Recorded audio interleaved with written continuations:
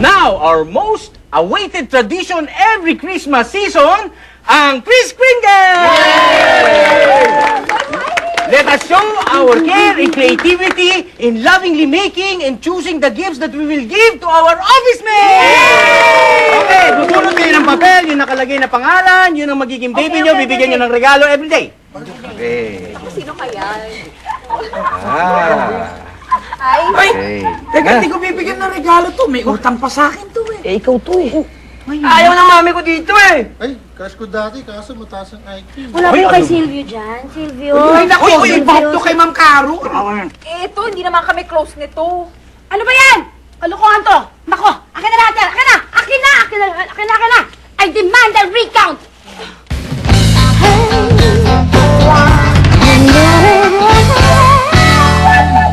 Ang dami naman unclaimed gifts para sa Kris Kringle dito. Pwede bang akin lang lahat, no? As if naman worth kunin. Ano? Tulad dito, o yan. Something furry ba yan, ha? Sa past life niya, furry din yan. Tsaka yung mga ganito, ang papangit naman, wala namang kakwenta-kwenta regalo. Sino magtsatsagang kumuha niyan? Oh, just use your imagination.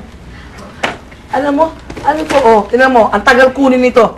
Yak! Ang baho na! Kailan kaya yung something sweet? Kasi meron na akong ready. Amanda, wag, please, ha? Para lang awa, baka mamumuti mga kakuha niya. Ay, sa bagay, kasi di ba mystery pa naman, di pa natin alam yung sino maming daddy natin.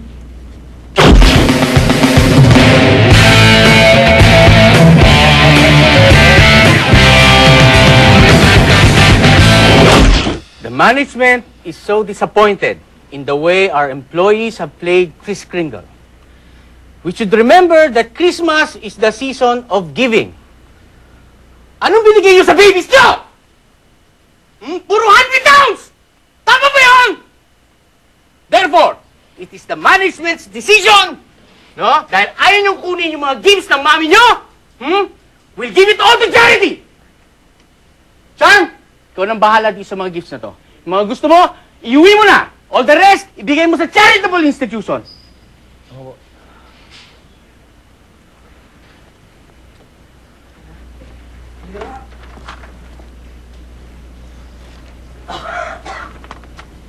Uy, round trip ticket for 2 to Amanpulo. iPad, 20 gigabytes. High-tech? Susi ng motor.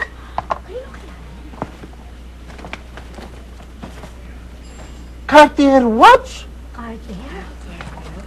Wow. Louis Vuitton na wallet.